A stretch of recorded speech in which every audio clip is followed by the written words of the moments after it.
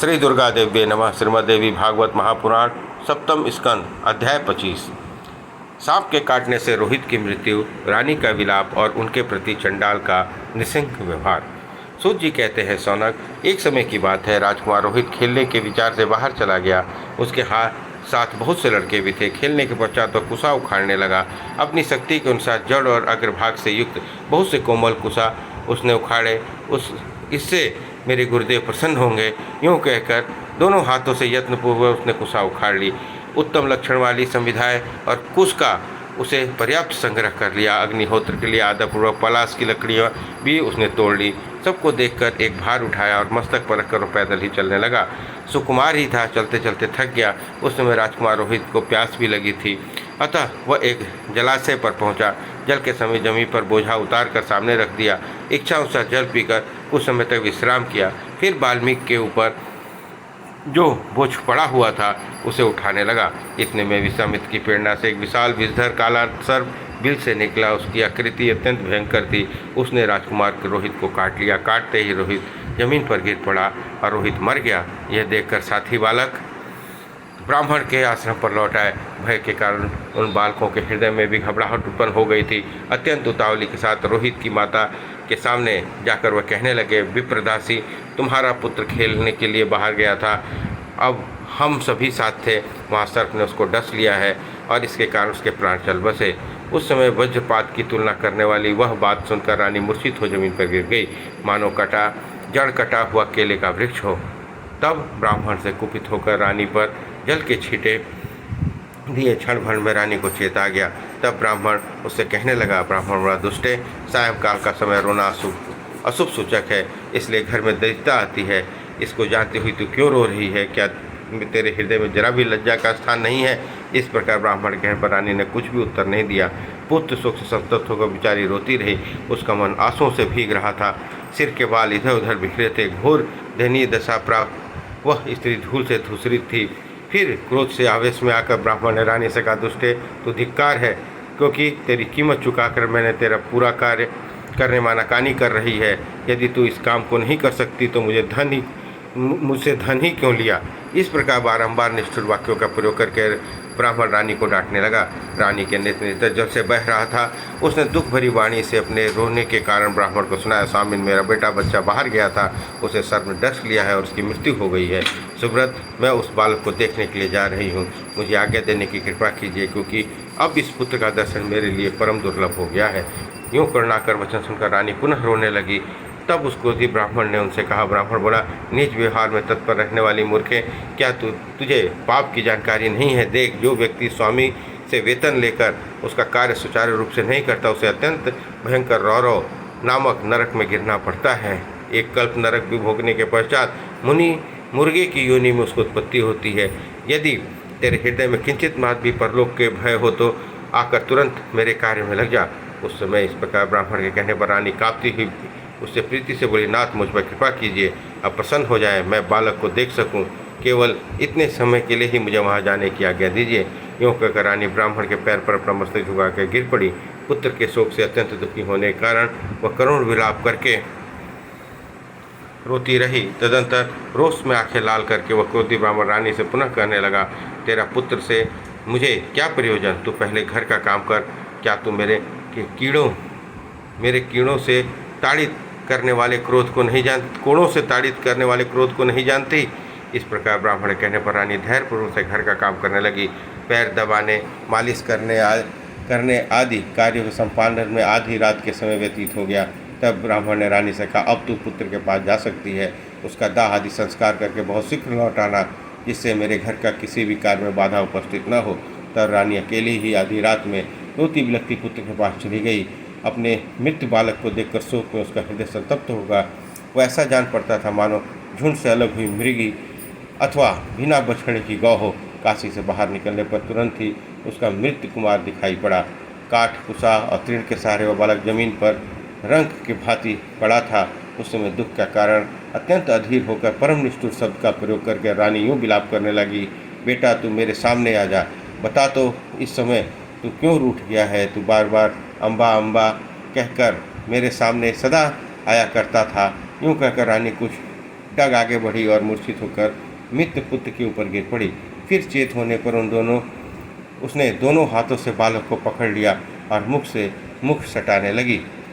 पश्चात अत्यंत हृदय विदारक शब्दों के प्रयोग करके उसने फुक्का मारकर रोने लगी। हाथों से मस्तक और छाती पीटकर वह इस प्रकार करुण विलाप कर रही थी, हा पुत्र, हा शिशु, हा वत्स, हा मेरे सुकुमार बच्चे, तू कहाँ चला गया? हा राजन, आप कहाँ चले गए? भला अपने इस बालक को देख लें, प्राणों से भी बढ़कर प्रेम भाजन पुत्र आज मरकर जमीन पर पड़ा है। फिर यह रानी कही, बालक के प्राण लौट तो नहीं आए। इस भावना से मित्रपुत्र का मुख निहारने लगी। जब मुख में चेष्टा से मालूम हो गया कि जीवित नहीं है, तब पुनः मूर्छित हो गिर पड़ी। चेत आने पर पुनः हाथ से बालक का मुख पकड़ लिया और कहा, बेटा, इस भयंकर निद्रा का त्याग कर दे, शीघ्र जाग जा। आधी रात में ही से भी अधिक समय व्यतीत हो चुका है। सैकड़ों सियार बोल रहे हैं। भूत प्रेत पिशाच डाकिनी आदि के झुंड से भयंकर आवाज़ें गोचर हो रही हैं। सूर्यास्त होते ही तेरे सभी मित्र घर चले गए, केवल तू ही यहाँ कैसे रह गया? सूत जी कहते हैं, सौनक इस प्रकार विलाप करने के बाद दुर्बल शरीर वाली वह रानी फिर यूँ कहकर रोने लगी, हा शिशु, तू निरा बालक है। हा सुकुमार वत्स, तुझे लोग रोहित कहते हैं। रे पुत्र, तू मेरे कहने पर कुछ उत्तर नहीं देता। वत्स, मैं तेरी माता हूँ, क्या तू यह नहीं जानता? मेरी ओर दृष्टि फैला पुत्र, हमें देश से निकल जाना पड़ा। राज की सत्ता हाथ से चली गई। पतिदेव ने मुझे दूसरों के हाथों बेच दिया। मैं दासी के काम में नियुक्त हो गई। इतनी विपत्तियों का सामना करने पर भी मैं केवल तुझे देखकर अपना जीवन काटती थी। बेटा, तेरे जन्म के समय ब्राह्मणों ने भविष्य की बात बताई थी। उन्होंने कहा था कि यह बालक दीर्घायु, पृथ्वी का शासक, पुत्र पौत्र संपन्न, सूरवीर, दानी, पराक्रमी, ब्राह्मण, गुरु, देवताओं का उपासक, माता पिता से प्रेम करने वाला, सत्यवादी और जितेंद्रिय होगा। पुत्र, उनमें से सभी बातें इस समय सत्य हो रहे हैं। बस तेरे हाथों के तलवे में चक्र, मछली, छत्र, श्रीवत्स, स्वास्तिक, ध्वजा, कलश, चमर आदि के चिन्ह तथा अन्य भी जो शुभ लक्षण विद्यमान है, ये सब के सब इस समय निष्फल सिद्ध हो रहे हैं। पृथ्वी पर शासन करने वाला हा राजन, आपका राज्य, मंत्रिमंडल, सिंहासन, छत्र, तलवार और धन सब के सब कहाँ चले गए? पुत्र, अयोध्या, गगनचुंबी महल, हाथी, घोड़े, रथ और प्रजा, इन सब के साथ ही तू भी मुझे छोड़कर कहाँ चला गया? हा कांत, हा राजन, आप यहाँ पधार कर अपने प्रिय पुत्र को देखें, जो खेलते हुए छाती पर चढ़कर कुमकुम से उसे रंग देता था। वह जिसके शरीर से लगे हुए कीचड़ से भी कभी आपकी छाती मलिन हो जाती थी और कभी गोद में उठाकर वे बाल चपलता के कारण आपको मस्तक पर लगे हुए कस्तूरी मिश्रित चंदन को मिटा दिया करता था। उसके मिट्टी लगे हुए मुख को स्नेहवश आप चुमा करते थे। उसी के मुख पर आज मैं देखती हूँ कि मक्खियाँ भिनक रही हैं। हा राजन, वही आपका पुत्र आज मरकर अकिंचन की भांति धरती पर पड़ा है, आकर देख लें। हा देव, पूर्व जन्म में मेरे कौन से ऐसा कुकृत्य हो गया है जिसके फल भोग का मैं अंत ही नहीं पा रही हूँ? हा पुत्र, हा शिशु, हा वत्स, हा मेरे सुंदर सुकुमार। इस प्रकार रानी उच्च स्वर में विलाप करने लगी। रोने का सब नागरिकों कान में पड़े। उनकी नींद चट गई। अत्यंत आश्चर्य पड़कर वे दौड़े हुए रानी के पास आए। नागरिकों ने कहा, तुम कौन हो? वह बालक किसका है और तुम्हारे पतिदेव कहाँ है? रात के समय निर्भरतापूर्वक तुम अकेली यहाँ कहाँ से आकर रो रही हो? इस प्रकार कहने पर रानी के मुख से नागरिक किंचित मात भी उत्तर न पा सके। तब रानी के प्रति नागरिकों के मन में संदेह उत्पन्न हो गया। डर के कारण उनके शरीर के रोंगटे खड़े हो गए। हाथ में आग लेकर वो परस्पर कहने लगे, निश्चय ही यह स्त्री नहीं, क्योंकि इसके मुख में कोई भी बात नहीं निकलती। अवश्य यह बालक को खा जाने वाली पिशाचिनी है। अतएव यत्न करके इसे मार डालना चाहिए। यदि कोई आदरणीय स्त्री होती तो घोर रात्रि में यहाँ बाहर रहती ही क्यों? हो न हो यह पिशाचिनी किसी के पुत्र को खाने के लिए यहाँ लेकर आई है। यूँ आपस में परामर्श करके कुछ लोगों ने तुरंत रानी के केस पकड़ लिए। कुछ अन्य व्यक्तियों ने रानी की दोनों भुजाएं पकड़ ली और कितनों ने हाथ में रानी को गले से भिड़ गए। राक्षसी, अब तू नहीं जा सकेगी। यूँ कहकर बहुत से शस्त्रधारी नागरिकों रानी को घिसे चंडाल के स्थान पर ले गए और उसे चंडाल को सौंप दिया। साथ ही कहा, चंडाल, यह बच्चों को खा जाने वाली राक्षसी है। हमने इसे देख लिया। तुम अभी कहीं बाहर ले जाकर इसे मार डालो। तब चंडाल ने रानी को देखकर कहा, मैं इसे जानता हूँ। बहुतों के मुख से इसकी चर्चा होती है। प्राय लोगों के बच्चों को खा जाया करती है, परंतु इससे पहले किसी ने भी इसे नहीं देखा। आप लोगों ने इसे पकड़कर बहुत ही पुण्य कमाया है। आपकी कीर्ति जगत में सदा रहेगी। अच्छा, अब आप लोग सुखपूर्वक यहाँ से पधारें। जो लोग गौ, ब्राह्मण, स्त्री या बालक का वध करता है, वह स्वर्ण चुराता है, आग लगाता है, रास्ता रूंधता है, शराब पीता है, गुरु की सैया पर सोता है और श्रेष्ठ पुरुषों का विरोध करता है, तो उसे वध करने का पुण्य होता है। ऐसे कार्य में तत्पर रहने वाली ब्राह्मण की स्त्री को भी मार डालने में दोष नहीं होता, अतः इसका वध मेरे लिए योग्य ही है। इस प्रकार कहकर चंडाल ने मजबूत बंधनों से रानी को बांध लिया, फिर उसके केस पकड़कर रस्सियों से बुरी तरह चोट पहुंचाई। इसके पश्चात चंडाल ने कठोर वचन का प्रयोग करके हरिश्चंद्र को बुलाया और कहा, हरे दास, तो बिना कुछ विचारे इस दुराचारणी स्त्री को तुरंत वध कर डाल। चंडाल ने यह वचन वज्रपात की तुलना कर रहा था। उसे सुनकर स्त्री वध की आशंका से राजा हरिश्चंद्र का सिर काँप उठा। उन्होंने चंडाल से कहा, मैं इस काम में करने में असमर्थ हूँ, मुझे कोई और कार्य करने की आज्ञा दीजिए, इसके सिवा आपके कहे हुए असाध्य कार्य को मैं कर डालूंगा। राजा हरिश्चंद्र की बात सुनकर चंडाल ने उनके वचन लिया, अरे तू डर मत, तलवार लेकर इसे मार डालो, क्योंकि इसका वध पुण्यप्रद है।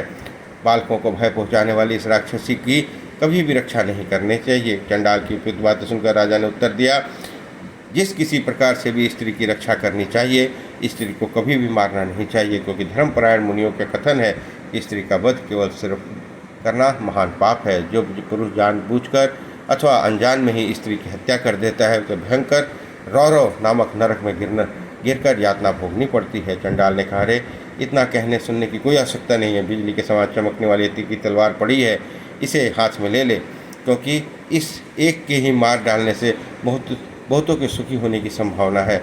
इसकी हिंसा निश्चय ही पुण्यप्रद होगी। यह दुष्टा संसार में बहुत से बच्चों को खा चुकी है, अतएव इसको तुरंत मार डालना चाहिए। इसके मारने से जगत की अशांति समाप्त हो जाएगी। राजा बोले, चंडाल राज, मैं जीवन पर्यंत कभी भी स्त्री का वध न करने की प्रतिज्ञा कर चुका हूँ, अतः इस स्त्री वध रूपी घोर कार्य के लिए मेरे द्वारा प्रयत्न नहीं हो सकता। चंडाल ने कहा, दुष्ट, तुम उस स्वामी से कार्य को छोड़कर दूसरा कार्य क्या है? तू अब वेतन लेकर मेरा काम क्यों नहीं करता? जो स्वामी के मूल्य चुकाकर अपना कार्य अधूरा रखता है, वह करोड़ों कल्पों तक नरक में उद्धार नहीं होता। राजा बोले, चंडालनाथ, मुझे कोई दूसरा कार्य करने की आज्ञा दीजिए, चाहे वह कितना भी कठिन हो। आप अपने शत्रु का परिचय दें, मैं तुरंत उसे मार डालूंगा। इसे मारकर पृथ्वी आपको सौंप दूंगा, इसमें कोई संशय नहीं है। प्रधान देवता, नागों, सिद्धों, गंधर्वों से युक्त इंद्र को भी तीखे तीरों से मारकर परास्त कर दूंगा। तब महाराज हरिश्चंद्र की बात सुनकर चंडाल क्रोध से तमतमा उठा। राजा कांपने लगे और उसने कहा, चंडाल बोला, नौकरों के लिए जो बात कही गई है वैसा तेरा व्यवहार नहीं हुआ। चंडाल की सेवावृत्ति स्वीकार करके तू देवताओं की सी बात करता है। दास, अधिक कहने का क्या प्रयोजन है? तू मेरी निश्चित बात सुन। निर्लज, यदि तेरे हृदय में किंचित मात्र भी पाप का भय, तो चंडाल के घर पर आकर तूने दासता क्यों स्वीकार करी? अतः इस तलवार को उठा और तुरंत इस स्त्री के कमल जैसे मस्तक को धड़ से अलग कर दे। इस प्रकार कहकर चंडाल ने महाराज हरिश्चंद्र के हाथों में तलवार पकड़ा दी। इस प्रकार श्रीमद्देवी भागवत महापुराण सप्तम स्कंध अध्याय 25 संपन्न हुआ। बोलिए दुर्गा महारानी की जय।